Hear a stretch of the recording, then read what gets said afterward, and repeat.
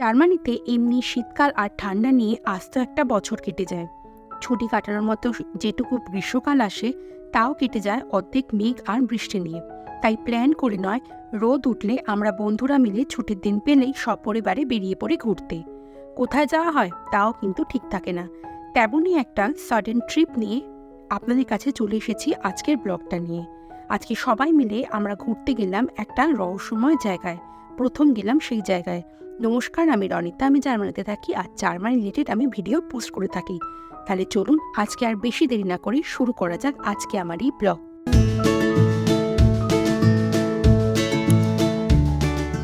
আজ সকালে ঘুম থেকে উঠেই দেখলাম মেঘ নয়, তার জায়গায় ঝলমলিয়ে রোদ উঠেছে। তার উপর আজকে উইকেন্ড, মানে শনিবার। তাই কিছু না ভেবে বন্ধুদেরকে একটা কল করলাম। সবাই বলল আজকে তারা ফাঁকা আছে। তাই আজকে সবাই মিলে ঠিক করলাম একটা ক্যাসেল যাব, কিন্তু পরিত্যক্ত ক্যাসেল, আমাদেরই শহর থেকে একটু দূরে, রাইন নদীর তীরে কাইজার ওয়ার্ট নামে একটা জায়গায়। তো সেইখানেই আজকে আমরা সকালবেলা চললাম। চলুন ভিডিওটা দেখতে দেখতে আজকের বাকি গল্পগুলো করব। ডুসেলডর্ফ মেন স্টেশনে পৌঁছতেই আমরা তো পুরো অবাক, মানে পুরো জায়গাটাই যেন বদলে গেছে। আসলে 2024-এর ইউরোকাপ চলছে এখন, যার পুরোটাই দেখাশোনা করছে জার্মানি। তাই বড় বড় স্টেশন, শপিং মল ঢেলে সাজানো হয়েছে। আর দেখুন, নানা রকম দেশের পতাকা দিয়ে ওপরের ছাদটা কি সুন্দরভাবে সাজানো হয়েছে। মনে হচ্ছে স্টেশনটা যেন নতুন রূপে সেজে উঠেছে। এমনকি ফুটস্টেপগুলোও বাদ নেই। প্রচুর দেশের, মানে ধরুন পর্তুগাল, স্পেন, বিভিন্ন দেশের লোকজন এখানে থাকে। এবং এখানে কিন্তু এই মুহূর্তে পুরো ইউরোকাপ নিয়ে মেতে উঠেছে জার্মানি। দেখুন কি সুন্দর লাগছে, তাই না? এখন 1টার মতো বাজে। বাড়ি থেকে মোটামুটি হেভি ব্রেকফাস্ট করেই চলে এসেছি। এই মুহূর্তে আমরা এখন ম্যাকডোনাল্ডসে। বাড়ি থেকে মোটামুটি সবাই কিছু না কিছু খাবার দাবার নিয়ে আসছে। তো আজকে আমার বাড়িতে সেরকম কিছু ছিল না, তাই আমরা ভাবলাম যে সবার জন্য একটু চিকেন বার্গার নিয়ে যাই। ছোটদের জন্য জিনিসপত্র থাকে, তবে বড়রা মোটামুটি আমরা 8-10 জন রয়েছি, তাই 10টার মতো বার্গার কিনেছি আর সঙ্গে নিয়েছি একটু ফ্রেঞ্চ ফ্রাই। চলুন এখান থেকে আমরা আবার নিচে আন্ডারগ্রাউন্ডে ট্রাম ধরবো। সেখান থেকে মোটামুটি লাগবে ওই 8 ঘন্টার মতো কাইজার ওয়ার্ট যেতে। কাইজার ওয়ার্টে পৌঁছে গেছি। আর আজকে রোদ উঠেছে বলে ছোট থেকে বড় সবাই কিন্তু আজকে বাইরে বেরিয়ে পড়ছে একটু রোদ পোয়াতে। দেখুন সামনে বয়স্ক লোকজনও হাঁটছে।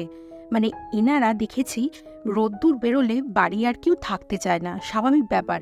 সারা বছর অন্ধকারের মধ্যে কে থাকতে চায়? তাই রোদ বেরোলেই যেন এরা বাড়ি থেকে বেরোনোর জন্য এদের মন ছটপট করে।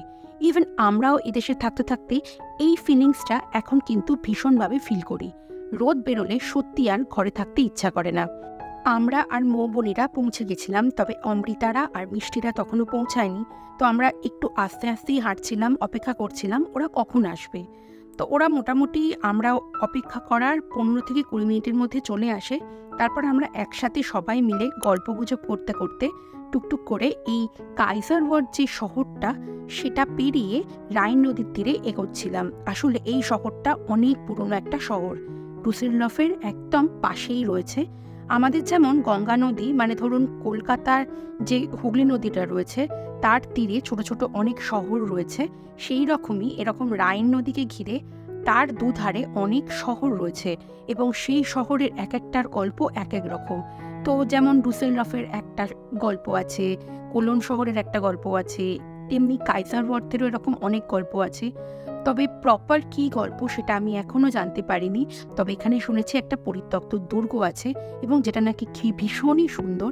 তো সেটাই আজকে সবাই মিলে দেখতে যাচ্ছি, আপনাদেরকেও সঙ্গে নিয়ে যাচ্ছি সেই জায়গাটা দেখাতে।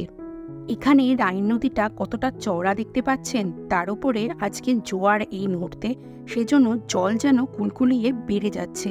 ওদিকে আমরা একটু হাঁটতে গিয়ে দেখতে পেলাম ওই যে বড় বড় গাছগুলোর সেটা প্রায় ডুবে গেছে। আসলে এখানে জল যখন ঢোকে তখন কিন্তু ভালোই জল বেড়ে যায়।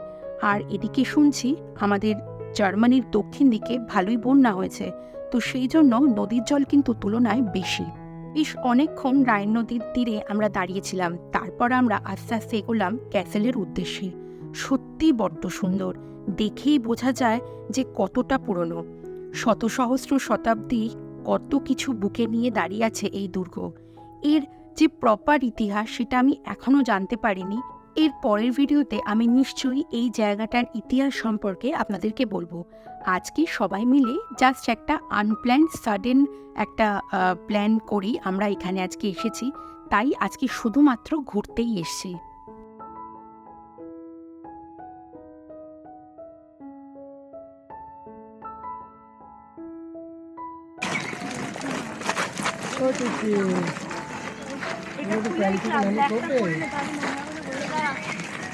বাইরে দেখুন একটা মিনিয়েচার আগে পরের একটা মডেল এখানে রাখা আছে।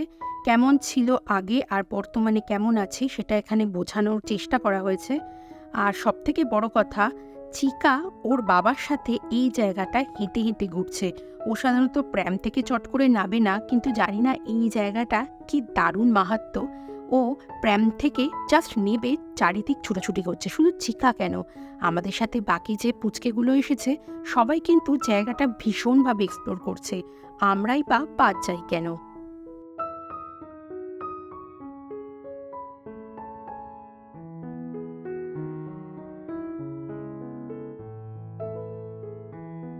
এই রকম জায়গা কিন্তু বেসিক্যালি ভীষণ ফটোজেনিক হয়।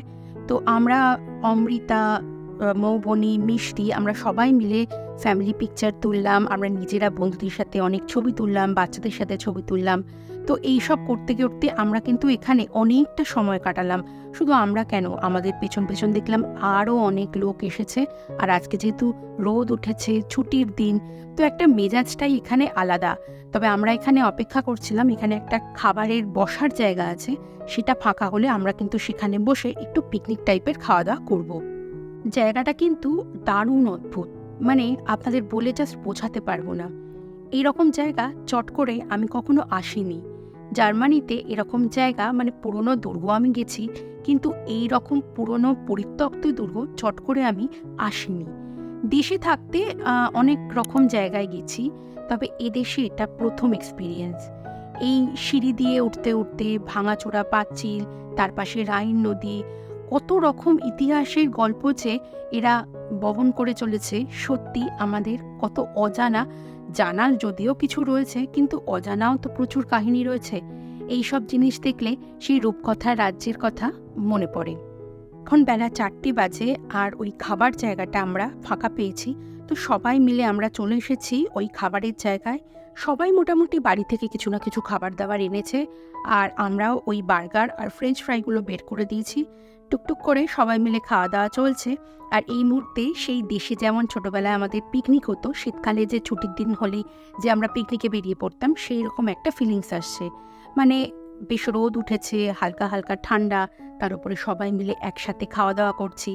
দারুণ মজা লাগে। এই ছুটির দিনগুলোর অপেক্ষায় আমরা সারা সপ্তাহ ধরে করে থাকি। রোদের অপেক্ষা তো করেই থাকি সারা বছর ধরে, আর তারপরে যদি এরকম উইকেন্ডগুলো এত সুন্দর কাটে, সত্যি মনে হয় আবার এই রকম পরের উইকেন্ড কবে আসবে। আমাদের এই বিকেলের আড্ডার মেনুটা একটুখানি শুনিয়ে রাখি। বিশাল কিছু নয়, এই আমরা এনেছিলাম ফ্রেঞ্চ ফ্রাই আর চিকেন বার্গার, কেউ এনেছে চিপস, কেউ এনেছে কোল্ড ড্রিঙ্কস, কেউ বা পপকর্ন, কুকিজ আর পাস্তা তো ছিলই বাচ্চাদের জন্য। তো টুকটাক আমাদের কিন্তু বিকেলটা আড্ডার সাথে এই টুকটাক খাওয়া দাওয়ায় ভালোই কাটছে। বাঙালির আড্ডা তো জানেন, বাঙালি গল্প করতে করতে, খেতে খেতে, আড্ডা মারতে মারতে তার যে কোথায় তার লেজ আর তার মাথা হয় তার কোনো ঠিক নেই। আমরা তখন থেকে গল্প করেই যাচ্ছি, এই নিয়ে সেই নিয়ে ওই নিয়ে। বাঙালি তো গল্প করতে চাইলে বা গল্প করতে পারলে আর কিছুই চায় না। খাওয়া দাওয়া শেষ, এখন বাজে ওই মোটামুটি 5:20 মতো। তো আমরা ভাবলাম এই রাস্তাটা দিয়ে, বেশ চারিদিকে সুন্দর গাছপালা, এই সরু রাস্তাটা দিয়ে একটু এগিয়ে যাই সবাই মিলে। গায়ে রোদটা পড়তে এত আরাম লাগছিল। আর ওদিকে নদীর জল কিন্তু অনেকটা বেড়ে গেছে।